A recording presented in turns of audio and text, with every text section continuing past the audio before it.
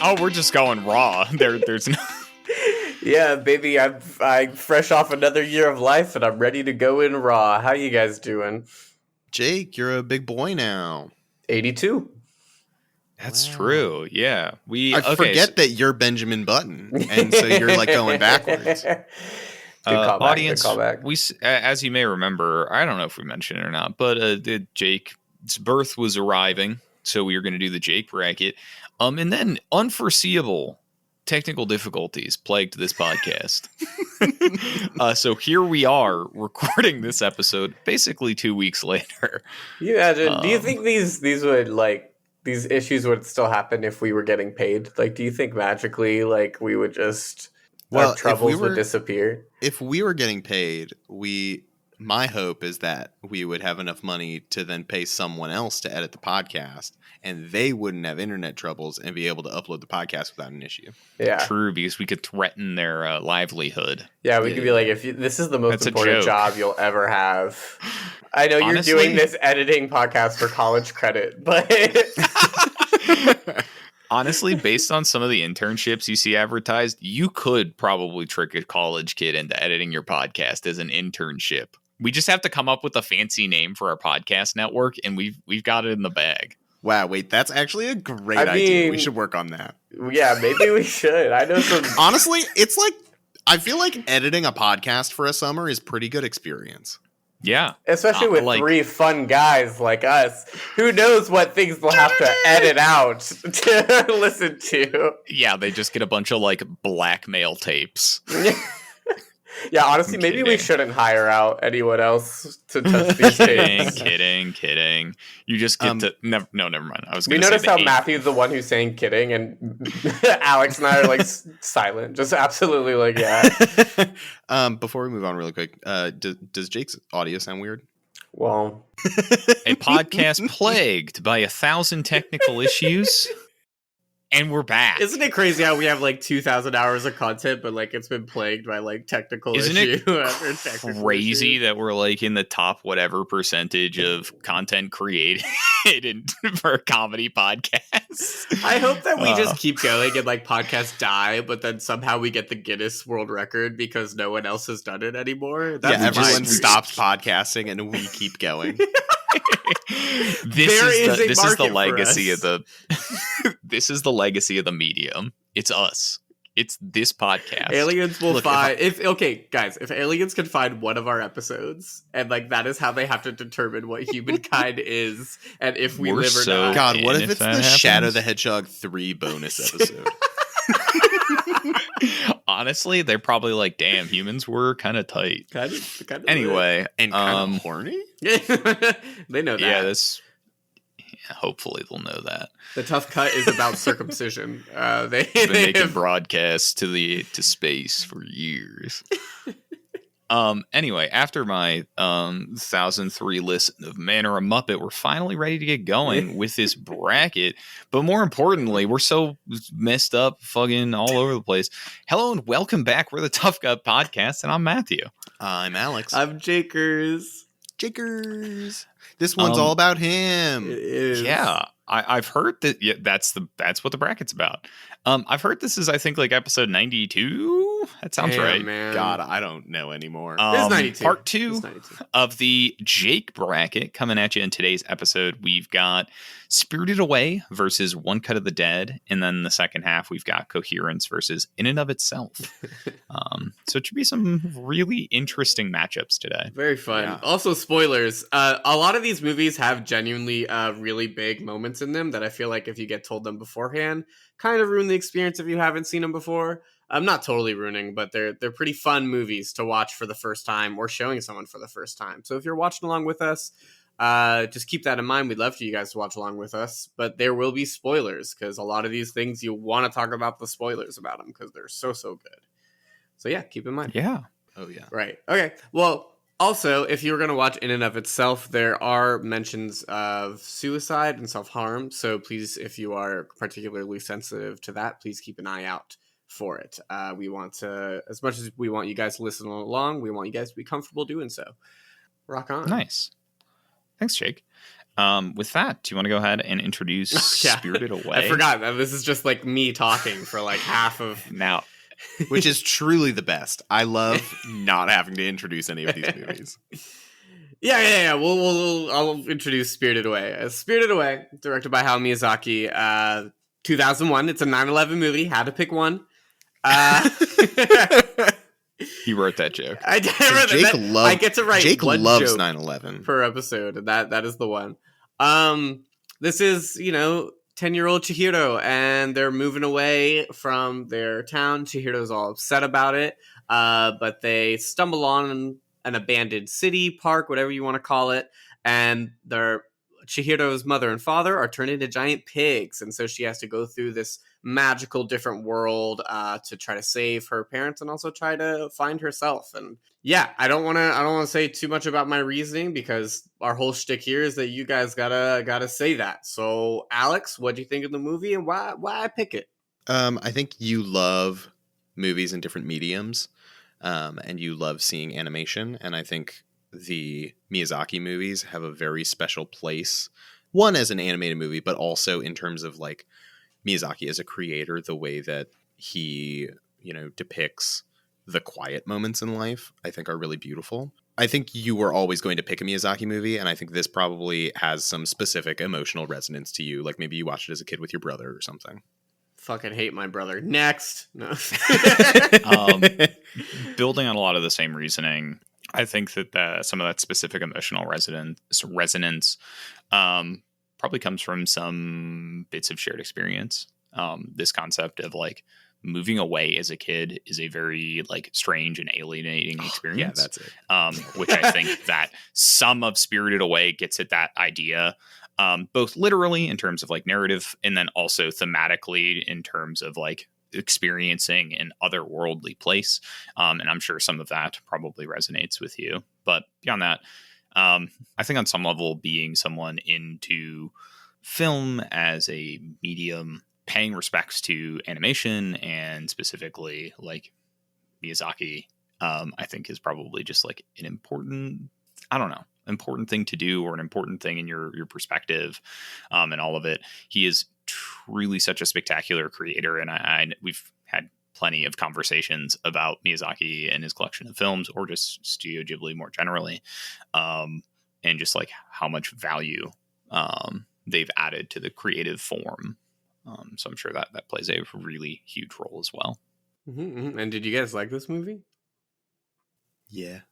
He's a shy little boy. He said, "Yeah." I watched a lot of the Miyazaki movies when I was a kid.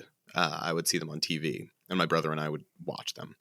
But I hadn't really seen them since I like grew up. Like I probably watched them and I was under 10 the last time I saw any of them. And so then recently, for a bracket, we watched Castle in the Sky, and my wife was super into them, and I was like, oh yeah, hell yeah, let's like go through and watch them. So I actually had watched this not too long ago. Nice. And it was great to rewatch it. I realized that like I had seen this one. I was definitely very confused by it as a kid. I didn't realize that the witch had a sister. I definitely thought they were the same person, and I was just super confused by it. Yeah, that's a fair point to confuse a child. Yeah. But this movie is wonderful. I think it's incredible. Yeah, so I have talked about this movie. I know for sure with Jake. I don't know if we've ever talked about it, Alex. Spirited Away is a incredibly special film to me. Had a weird thing as a kid. Went through a phase where I didn't like sleeping. Dude, same. In part because of the fears of dreams, which is too complicated to get into right now. But come on, it's the Jake bracket. We have to figure out about you, Matthew. One late night, watching Cartoon Network turn to Adult Swim, turn to Toonami, I believe. Yeah. Spirited Away came on. Wow, what a fever dream you probably were on from Adult Swim into Spirited Away. Staying up all night as a kid. Yeah. And I spent literal years trying to track this movie down. Googling various combinations of like film about girl in another land with pigs. That's real though. No, that's Film- real. We're like at Like, that whatever. precipice where like we didn't really have like the internet knowledge that we do now to like find childhood movies. Like you almost have to rediscover Exactly. them when you were older. That's a big part of it. I love that. Yeah.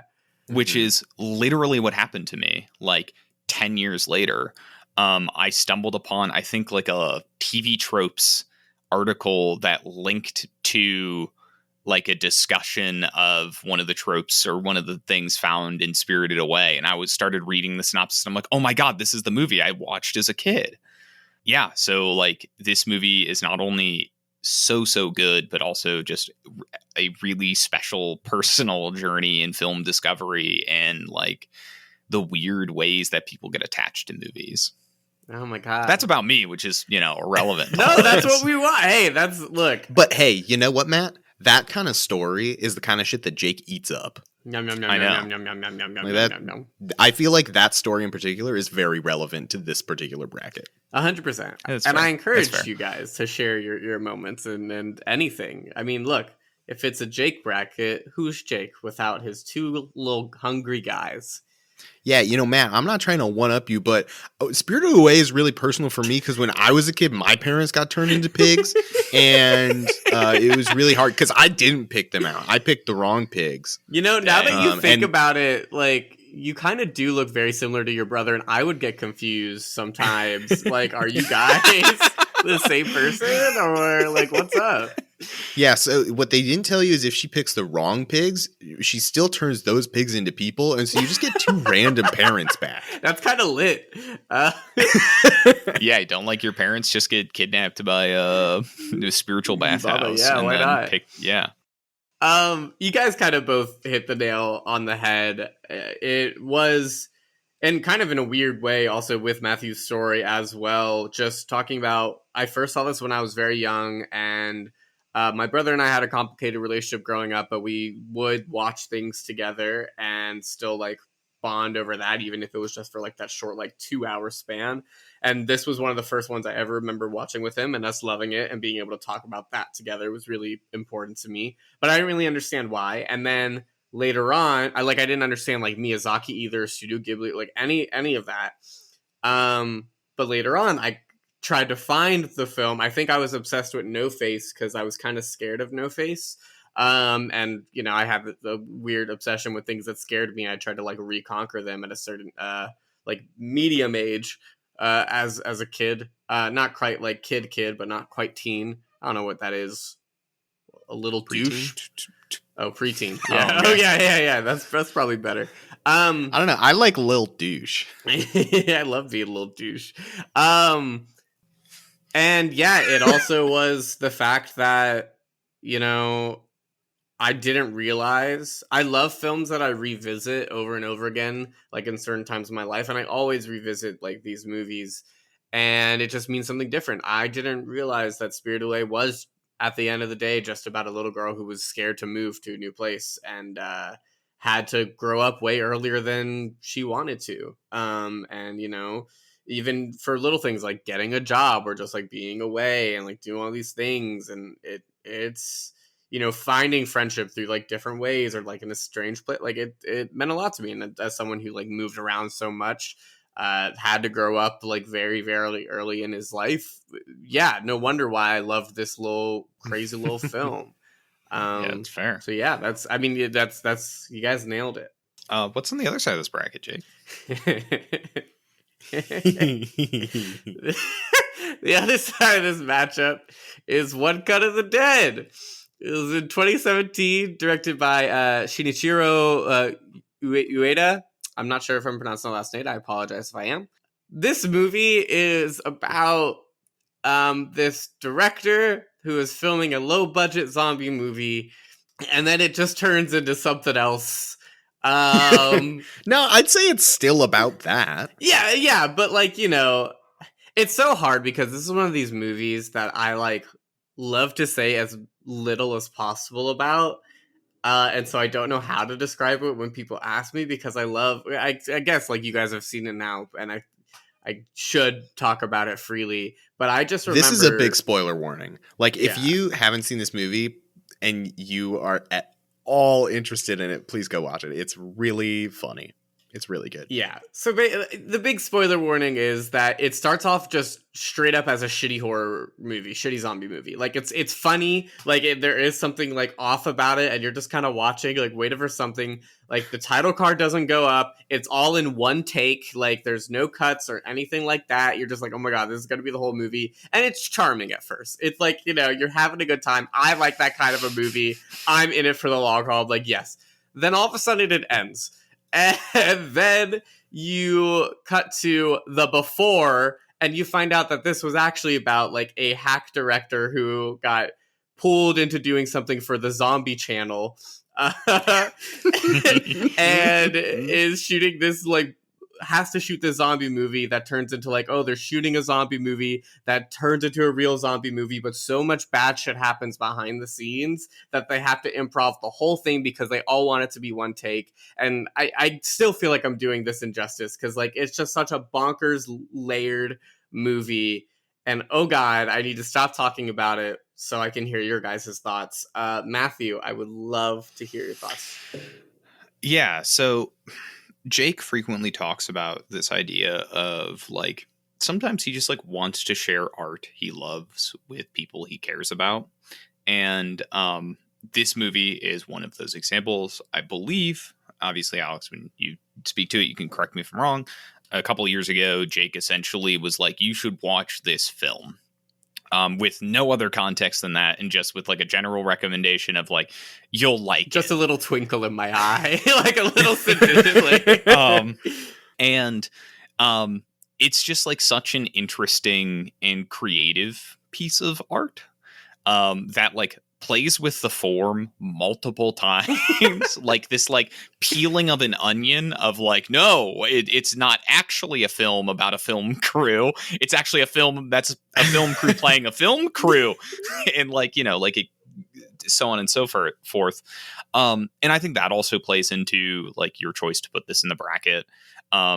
Films about film that are about film in a fun way rather than about film in like a pretentious way, like Babylon, I think are something that you really like. And this kind of gets at that side of filmmaking. Yeah, it's a fun little time. Yeah, I think you're totally right there. Jake loves a movie about the film industry that isn't pretentious about it and that like has a good time being about the film industry. So I have to be honest, Jake, and I think you know this.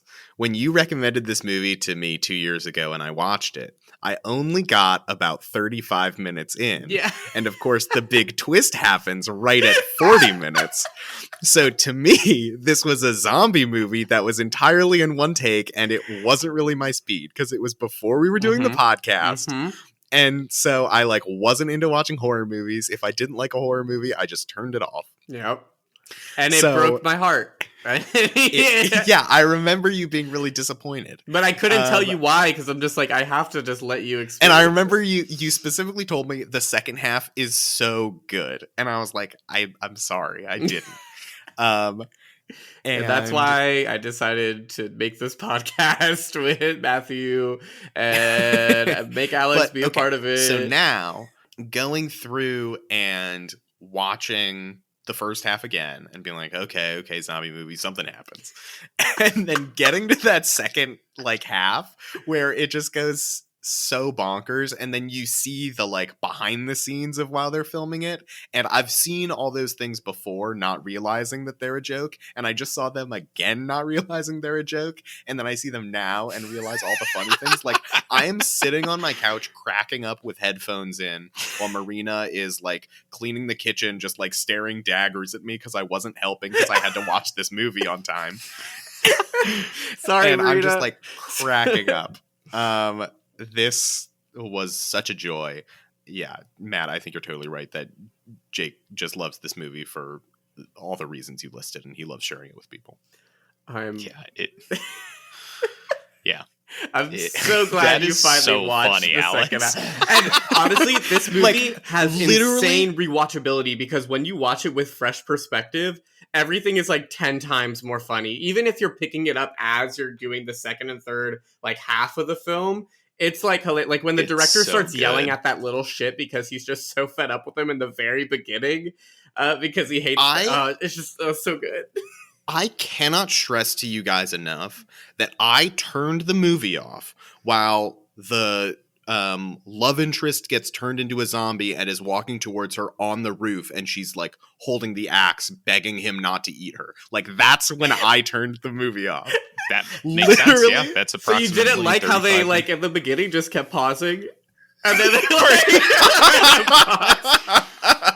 It's oh my god, it's so good. It's so good. I wish I had notes from the very first time I saw this film. Right. I know it's a beautiful like first time watch. It's one of those like, oh, love it. It's so funny, like, because I remembered only a couple things from my first watch of it, and one of the specific things I remembered was the palm, like her, Yeah, it's like so knocking good. the arms off. I'm like, why is this in this movie so And much? then She goes it's balls to the wall. so She was funny. gonna murder those people. It's so funny. It is so a film good. of little details that are just like so good. Yeah. The number of times you hear her say palm, like, Even in the back, you know what's happening. yeah. Yeah, I mean, just real quick, you guys hit the nail on the head again, but like more specifically, I feel like there's a necessity if you're like going into film, and I'm very like much in the industry and want to create films and want to do all that stuff. There has to be films that come along that just like make you believe in that like scrappy filmmaking or the where you come from. And again, what sells it for me, it's hilarious. This movie is objectively hilarious. If you've ever even worked on a film set, this movie is like hilarious, or been so Neil good. one.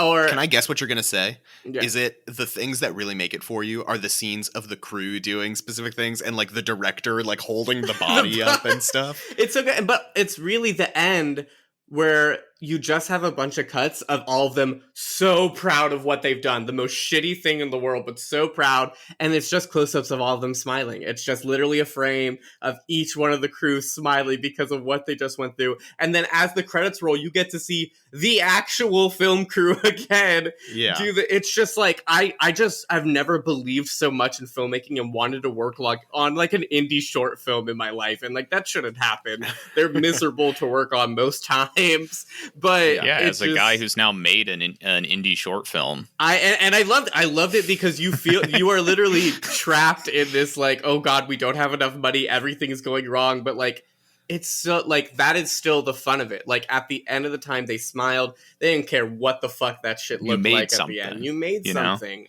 Such an enjoyable film. Like literally, I'm so happy I ran into this film, and I just love sharing with people. And my only regret when I share with people is that I can't see their first time reactions watching it, because it's so much fun. It's so fun. Well, we've spent most of our time for this first matchup just kind of gushing about the two movies that are in this matchup, but we actually have to compare them at some point here. God, I have no idea how. Do you guys have any ideas for how to talk about these movies? It's hard for me, because this is the Jake bracket, and with these two against each other, one I found obviously much later in life and appeals to a later Jake, like a very much like rejuvenated about my career and like wanting to find the joy and like the work I do. I wasn't really thinking of that as a kid, but something like Spirited Away really resonates with the child in me, like childhood me, where it makes me feel so validated in who I've become and all the changes I've become. And so it's hard because it's like you're comparing something that they're both me, but one is more present and one is more like past but still carries with me. And one is more like One Cut of the Dead is present and what I aspire to be in the future. Spirited Away is what I did have to go through and what I carry with me now. Does that make sense? Yeah, totally. Mm-hmm. That's kind of interesting, and kind of in a, I guess, myself looking at it in that way. Both of these movies for me, the first time I saw them, I didn't get them. I didn't understand the witches in Spirited Away, and I stopped watching before One Cut of the Dead could turn funny. I mean, it was funny before, but like before it could like actually be funny. You know what's So- funny about that, Alex? I feel like it Yeah. harkens to our relationship because, you know, you didn't get me at first either. And, It's true. you know, That's a deep cut, it's a honestly. One of my greatest regrets in life. Oh, damn it! He Hey, made it well, sweet. You know, I was poking that's fun. what I'm here for. Yeah, Matthew knew right away. He was like, "Look at that long, lanky man sitting in my doorway." Yeah, what you got, Matthew? I'm just thinking because this like aspirational quality, I guess it's hard to like project aspirations onto other people. Because like I definitely see like the aspirational quality when it comes to this idea of like scrappy filmmaking, and I associate that so heavily with you as a human being that I so much see that in One Cut of the Dead. But I do think that there is maybe something also aspirational in like Spirited Away, just like the idea of creating a story that is moving to people or important to people, which is like a much different type of task than creating something that is personally fulfilling. Though I'm sure Spirited Away was very personally fulfilling for everyone that worked on it.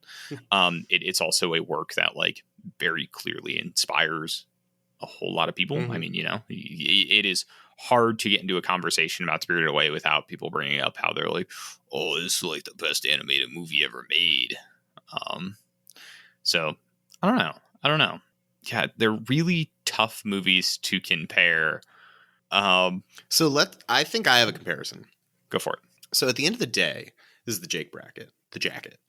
Which of these movies is more Jake? Because I am kind of the opinion that while I think Spirited Away is a phenomenal movie, and I know that it means a lot to Jake and means a lot to a lot of people, it's very good.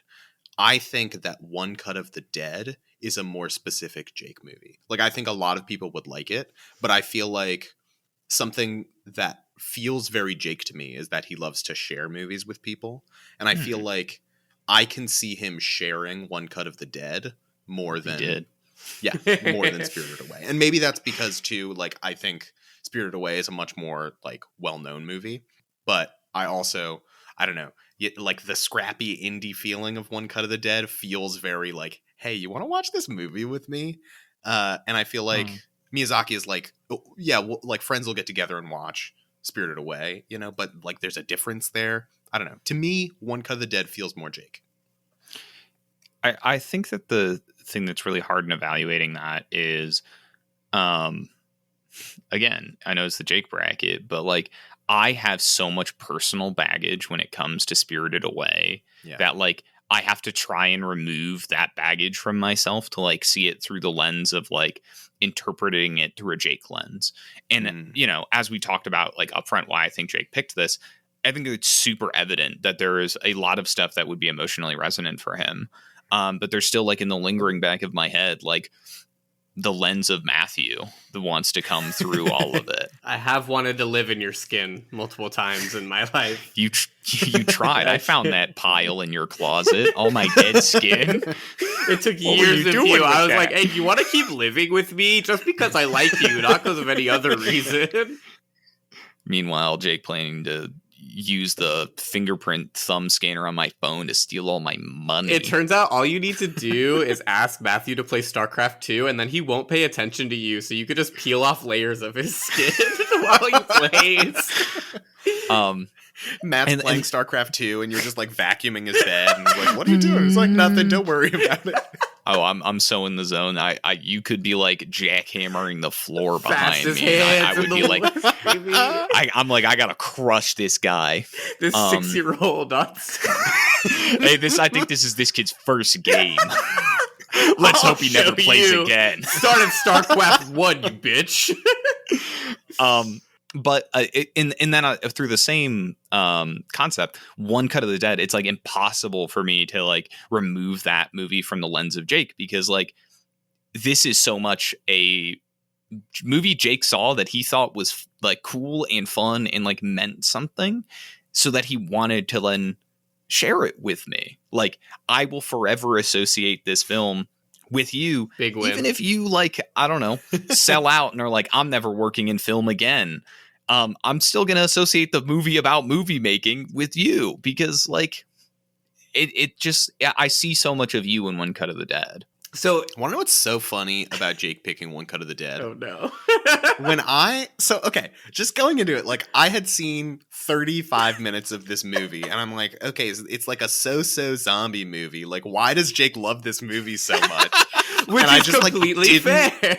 Yeah, right. So I was like, why is this on the Jake bracket? And then watching it again, I'm like, oh, duh. Obviously, this is such a Jake movie. Sorry to interrupt you, Jake. You were going to say something. No, what Matthew said had like, it was sweet on the surface level. Like you could see it. It was very, very touching. But then I peeled back the layers of what he was saying a little bit more. And he was like, I'll always associate with this like this, broke indie filmmaker, even if you sell out and don't do film, as if me selling out and continuing to do film was not on the table. Like I couldn't make it big. No. I can't like make a big block. I'm sorry, I'm not fucking James Cameron. All right, like Whoa. No. Yeah, that's not because everyone can make Avatar 2 the way I of water. hate that. Yeah, and make $2 billion. Zoe Saldana because can.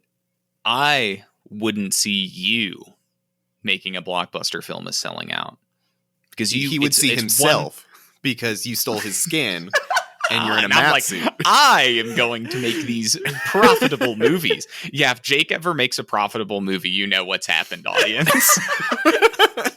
You guys have forever cursed me. If I ever make a film that people like, they're like, do not go see it. That's not what he wants, okay? His dream is not to make money. Like, do not see it. You'll be actively campaigning against my film if I like it a lot.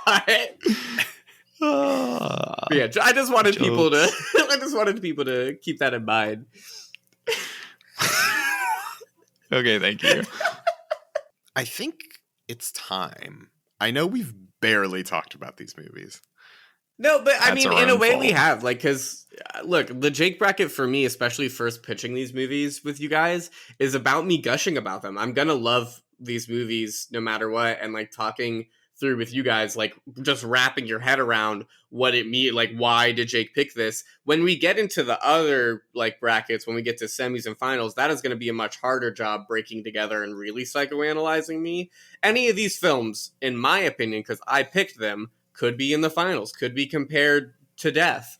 But sometimes we just have to gush about them and just go on for gut feeling. And you know what? That's Jake too.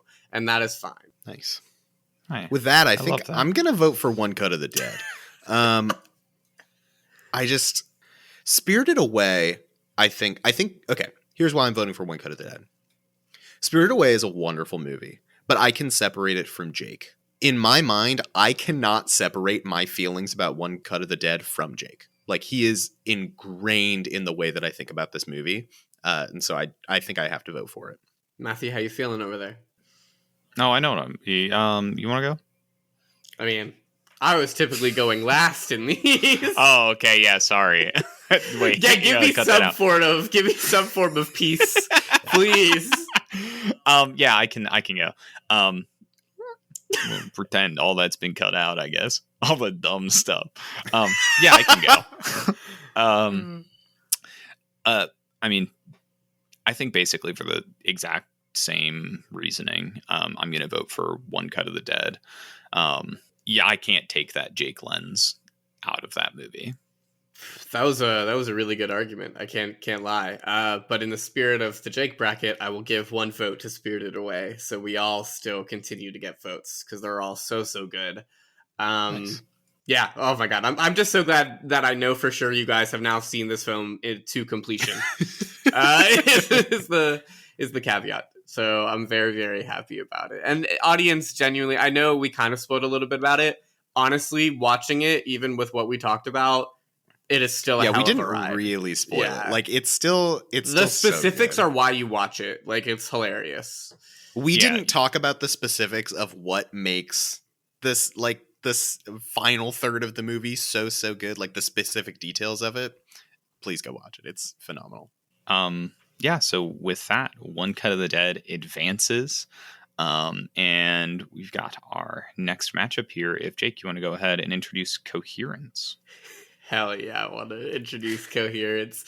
This is Coherence, directed by James Ward Bierkit. It was debuted in 2013, and it is another indie small budget one location film about 8 friends who are at a dinner party, and they experience a troubling chain of events due to the maleficent I don't remember the scene when Maleficent showed up. What's the word? Malevolent? Yeah! Yeah, Hey, you he got got it it on your all on own. his own. Yeah, Wow. thanks for editing that part out where we coached him, Alex. Yeah, you got it. You got it. A malevolent influence of a passing comet. So basically, 8 friends, dinner party, a comet passed over the house, and weird shit happens. Again, another one of those films that I don't want to say too much, at least at first, because I love showing this movie. This is kind of my wild card, or one of my wild card picks. And so I'm very excited to see what you guys think and why you think I picked it. So Alex, you go first.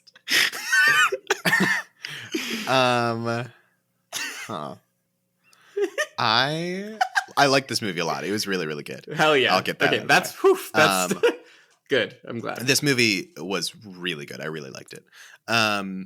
I think you picked this movie because you. Okay. I think it's interesting because this movie talks a lot about like your life and making what you want out of it in kind of an interesting way. And I also think maybe you're horny for one of the people in it. I don't know. Which one? I get that vibe. I don't know. I don't know why. Okay. I don't know. You said it was a wild card, so I'm going for it. This isn't. Dang, this the isn't, Hail Mary. This isn't Who Framed Roger Rabbit, okay? Although I would have. That's fair. Yeah, I can go for it. But I will say, up top, I thought I'd maybe seen this movie. I don't think I have. I think for some reason my brain was associating it with Primer. That what hilarious too. I'm so glad this was your first time watching this movie. Fuck yes, I win. And then all I've got to add before I give my Jake reasoning, because I just think it's important. Homegirl's got to learn to double tap. Like, what the hell? 110%. 110%. What are you doing? Like, you gotta just fucking throw that rock down a second time. You gotta, Anyway. Why did Jake pick this movie? Which did you even give a description of it? Yeah, he said 8 people in a dinner party. It goes bad. Oh yeah, Comet, Malevolent. Yeah, I forgot we stumbled over Malevolent. Yeah, we did collectively we stumbled over that word. Yeah. Of course. Yeah, totally. This one, I think it's the wild card pick for sure. I think part of what is tripping me up is lots of films that I think you find really like emotionally important to you or just like really, really love are generally things that you will like frequently and often like recommend off the cuff. And this one not having come up, I think is really fascinating. But I totally see why you like it so much. It is it's a very frenzied movie. Maybe that's kind of what it is that like there is just like a certain chaotic nature that this film has, and maybe there's a kindred spirit in there somewhere, your own chaos laid to film. Or maybe you picked this for Alex and I for our history as improvisers, and this film being basically just improv. Wow, is what you what? Yeah, they just had like a lot outlines. of this was outlines. They gave like, here is your character's motivations. Go for it. Yep. Which Alex is freaking out right now. Let's go. In context, it makes so much more sense when you're watching the scenes, like the dialogue unfolds in generally like kind of It meandering ways. overlaps a lot Where like, too. yeah, They talk over each other a ton. Like Can't they write feel that. like they're real people talking. That's crazy. because everyone was just like given like, here are your motivations for today's scenes. Yeah, they cared Like, more about what the whole like timeline shit was, so they layered that, they thought that out completely, and then for the characters they said go. Yeah. Wow. Yeah. So maybe it's our history as improvisers, and you're trying to pay homage to that. Wow. Why? Why did you Wait, did you say you liked it, for Matthew? Did you? Yeah, Oh, yeah, okay. I do. Okay, I do. That's, it was your first time. I wanted to. It's no primer. I hate you so much. I hate you so much. At first, when you said primer, I thought of the movie Jumper with Hayden Christensen. So That's going in the Matthew that's bracket. good for sure in the Matthew bracket. Make you guys watch Small Soldiers and Jumper, and I'm like, and I'm can a you film pit them against podcaster. each other for the beginning, please? Can you Anyway, please? sorry. I picked this movie for a couple reasons, but one of the biggest ones is that there are two big reasons. One, it is a chaotic movie. I love the behind like scenes of the fact that like no one really knew a script and what was going on, but the low budget like sci-fi-ness of it all I just thought was so fun. Kind of in a similar way to One Cut of the Dead, but a little less so. It's that like pleasure of filmmaking to where like it was so small budget, they had an idea, they just got people who like were so committed and they all went for it. It's a movie that I love talking about with people like afterwards. I love like doing that. And this is also a movie that I couldn't picture us ever putting in a bracket in the future, so I had to fit it in somewhere. Is the second Nice. reason. Wow. Yeah, I forgot about that one. That was probably the Look, low hanging fruit option that I should have guessed. no, I genuinely do love this movie though, and actually, Matthew, unfortunately, you're wrong. I did recommend this movie to you at least one time but admittedly, it was while I was abroad because that is when I first saw it. And so it probably was more like, Jake's not here in person. He can't bully me. I will forget about this sort of a deal. I believe that. I believe that. Because I did. I for sure, because I freaked out when I first saw this movie because I went into deep dive, like looking up the timeline plot of it all, because there's a lot of like diagrams that people like draw and all the little hints and clues about like, okay, wait, but actually was that like character prime in the beginning or character prime were they like somewhere else? So fascinating to think about and talk about. Should you introduce the other movie now? Yeah, we've 100%. talked about this one for 13 minutes already. 110%. Burning 110%. daylight, dude. The next movie is it's technically listed as a documentary. It's called In and of Itself by Derek Del Guadio. It's directed by Frank Oz, but he doesn't like. It's really Derek's show. He wrote it and he performs in it, and it is just him.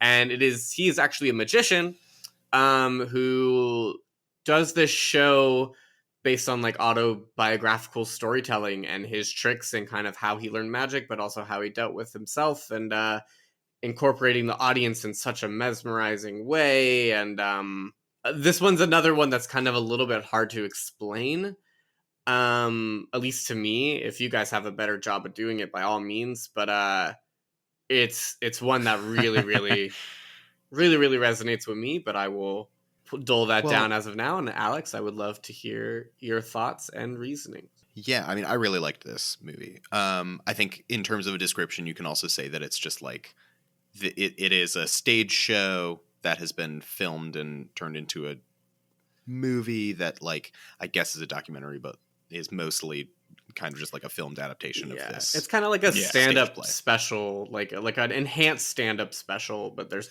yeah. It's hard, and I'd say it's all about like Identity. defining yourself and identity. Mm-hmm.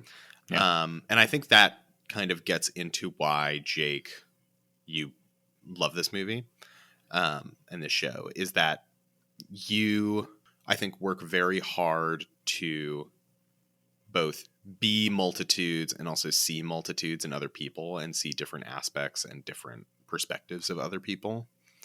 And I mean, that's what this is all about. Yeah, I think that's just a huge thing is like, and we talked about it last time of like genuine human connection is also realizing that people are more than just, the one way that you see them. So yeah, I think that's why you picked it.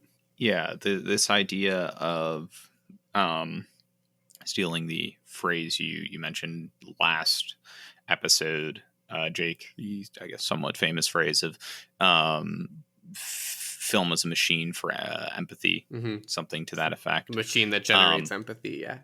Yeah, that is what this does. I personally think far more so than Curious Case of Benjamin Button, but that's neither here nor there. We don't have to talk. He's not in the room. He's not in the room. Jesus Christ.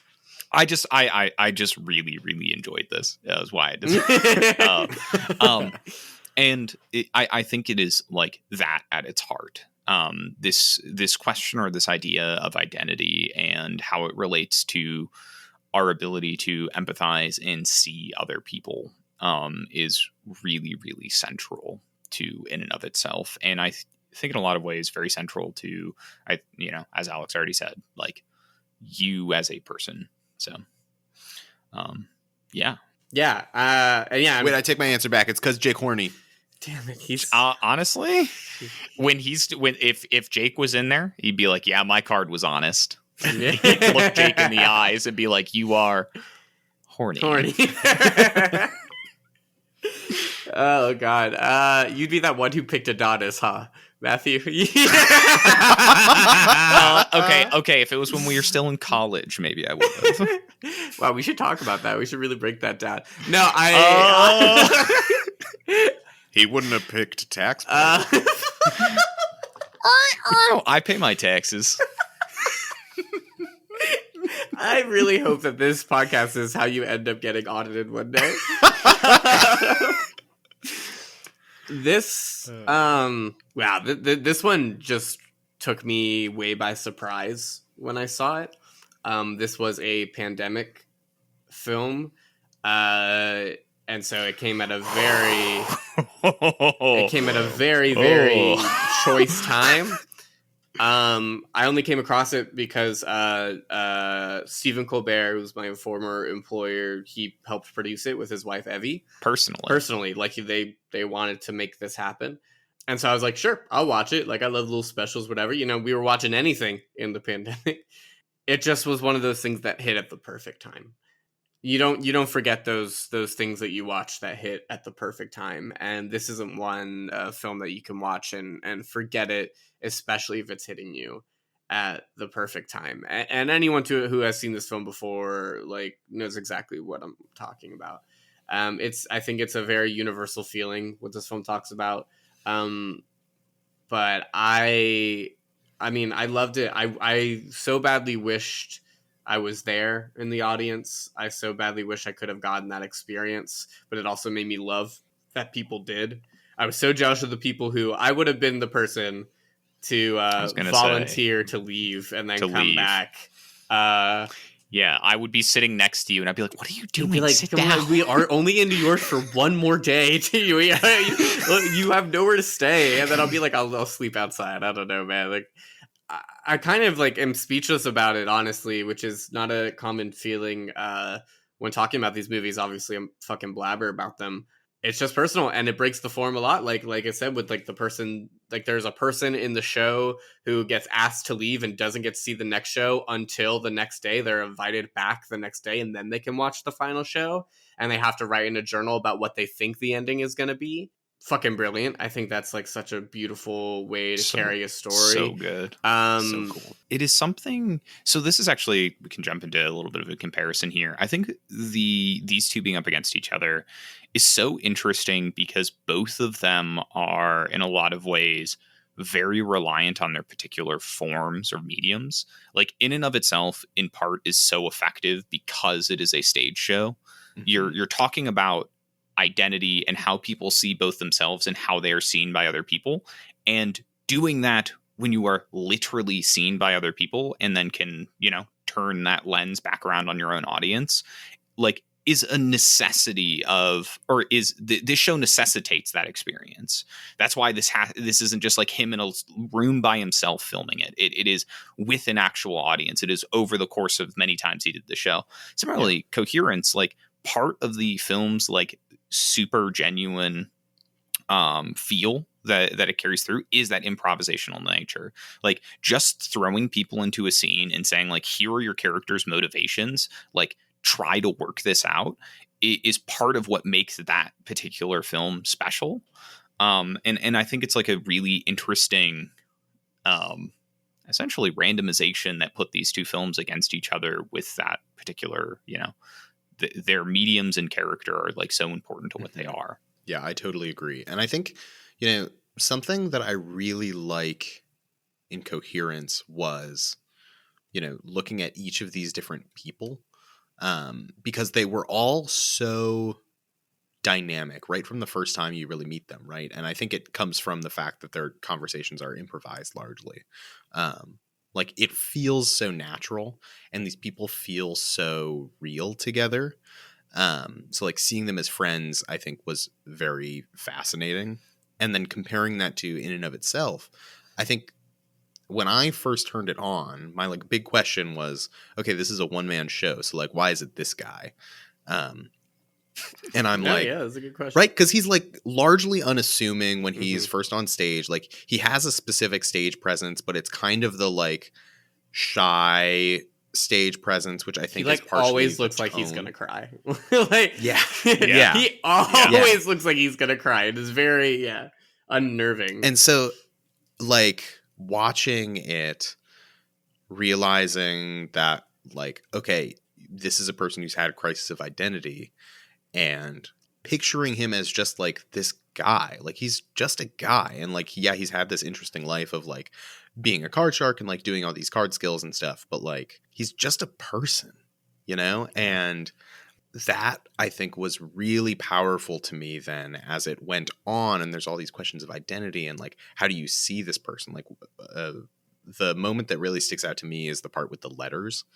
I was sitting on my couch crying. Yeah, no, that was very, and like it's such a powerful moment, and it really made me think of like, okay, I went into this show and this is how I pictured this guy on stage. Like, what do I see him as now?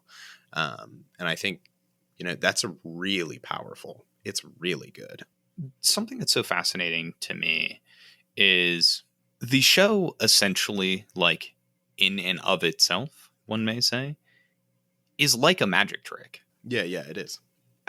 He is on some level playing a trick on the entire audience, like through the medium of the show, through the conveyance and the emotions that he is weaving. The show that he has built is like creating empathy out of, I don't know. I don't know if I'd go as far to say thin air. It is the show itself that generates it. But echoing to the letter scene you're talking about, Alex, where essentially like he sits someone down and gives them a letter that is like, I can't remember if they're framed as to or from. They're two. They were letters to him from, but like sister, brother. Yeah, that's what it is. From an identity, from a relationship. You're like the ability to trick the human mind into presupposing or accepting relationships, and like the way that we like take those connotations and give them so much weight. It is so crazy how effectively in and of itself like uses the concept of identity, clearly coming from a person that has like grappled with it a whole lot in their own lifetime. It's so impressive to then cap it all off with, the memorization of all the cards that everyone picked, which is just another wild. Insane. But then to like essentially boil it all down to the identity that they self-selected, and just like giving people the opportunity to be seen through that lens. And even with that, just to interject, like something that I really loved about it, just again, these little moments, but when he is going through those lists and he lands on that one person and he's like, kind of like hesitates and are you sure? And then their word was nothing. He's like, you are nothing. And it pained him to say that, but that is how that person felt and wanted to be seen, whether it was valid or invalid or whatever. Like he knew that is how that It's the is identity the they identity they chose. chose. And God, that was like, Oh. it's not going to be, not all of them are perfect. Not everyone's going to have the greatest time. They also didn't know that they had to be vulnerable.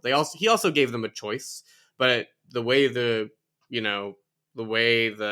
show works, like it's like you want to be. Like, even if you chose something that's kind of almost was in a negative light or perceived in a negative light, you wanted to participate still somehow. And that level of vulnerability that you earn in a show is just like insane to me. Like, that is why this being a stage show, I think, is so important to it. Also, can we talk a little bit about Bill Gates picking leader? Yeah. Yeah, Coherence. That was a wild scene in Coherence. Yeah, I can't believe Bill Gates had a cameo. Honestly, I could see Bill Gates fitting into the friend group in Coherence for some reason. He's probably There's just scared. something about He is him. scared of another version of himself that drinks too much and would want to kill. 100%. Like, for some reason, just like in my brain, like I could see Bill Gates just like being in that movie. Yeah. It just, I feel like it would just like pan to a corner of the room and it's like, oh, Bill's here. Just nibble it on a sandwich. And then it would just pan and he'd be gone. Coherence is also so smart though, because it also like, it has all those improv like things going on in the background, but it's so smart at just like leaving a little breadcrumb like here and there, whether it's like the glow sticks or the paddles or the color coding of like how they're sitting, or like it's just really well done. It's clearly a the movie, numbers and stuff. Yeah, that they thought out so much that like you've essentially created this wild story. It's almost like LARPing. Yeah. Like, you have created a story that you're going to bring your actors on the journey through. Like, I admittedly don't know how much of the story they were already aware of, or if it was like day by day they were kind of given more bits and pieces. That's what it feels like. Like, they are learning as we are learning. And we are experiencing this like incredibly well thought out series of plot revelations as the characters are experiencing them, which is really hard to do. I mean, this movie does a really good job of teasing you with it, and you think you know what's going on, and then like there are still things that don't make sense, but you're like, oh, they'll make sense later, and then you realize like that it's so much bigger than you thought it was, you know? I guess I'll just say it. Spoiler warning. This is a bigger spoiler. That it's not just two houses, but it's like a multiverse of houses, you know? And there are like infinitely many of them. Like, that is so huge. And the way that the movie like gives that to you is so as soon as you like notice that there's like a third different thing, it really turns on its head, where you're just like, oh, fuck me. I thought we were like dealing with doppelgangers, but it is so much more. Yeah, it's really good. Yeah, and oh my god. Yeah, absolutely. So much credit to like that particular element. I mean, both of these are extremely thought out. I mean, that's like one way to compare them. They're meticulously, they take you on a purposeful journey. Like, the authors of both of these films like know exactly where they want you to go with it, and they build up your credibility in like these different ways. Like, it's well thought out, so they kind of know, they've teetered with it, they've teetered with the process, they know where they want to end up. They have to just get you there. And I think it's really impressive of both the films. Yeah, this idea of like bringing your audience along for the journey is accomplished like so fantastically in both of these examples. You can literally chart through my notes and on Coherence like exactly what Alex was describing, this experience of, as you start to put little bits of information together, like it is so well breadcrumbed, all the little like odd pieces. It's a shockingly intentional film for a film that is mostly improv. Yeah, which is so impressive. So cool. It's really good. Huge props to, you know, the director / writer, and then also to all of the actors. It's really hard. This matchup is really hard. I feel like every time we're talking about Coherence, I'm like, oh yeah, I'm going to go vote for Coherence. And then when we're talking about In and of Itself, I'm like, oh yeah, I'm going to vote for In and of Itself. Like, I truly have no idea where I'm going to go right now. I think I It's know. the Jake bracket. Oh, God, I didn't even think of these movies. And fuck. But this gives me so much vindication just as someone who worked very hard on picking these movies. I mainly You wanted you did a good guys to job. have a good time. And now that we've seen all of the movies and we've talked all of them, I am just so happy that you guys have, for more or less, enjoyed every single one of them, for better or worse in some degree. But I was especially excited about this second half because I knew it would just be a roller coaster of emotions. So and that thank you guys is. for indulging me in this. Yeah. Yeah, Very, you very picked fun. you picked great movies. I think. Yeah, why do you have good taste, Jake? Amen. Couldn't your taste be a little more shit and help us vote? Again, I did mouse hunt. Okay, they know that my taste isn't always. Yeah, but not for this bracket, Jake. I think I'm ready to vote. Yeah, I guess since I have to vote, I don't know, Do you want me man. to go first, or do you want to go first, Matt? I'll start us off. I'm going to vote for In and of Itself. I think there's this piece of the genuine human connection, but then also this element of sometimes it is important to recognize art is not the type of art that you create. You are a film person through and through, Jake. Like, film is what you do.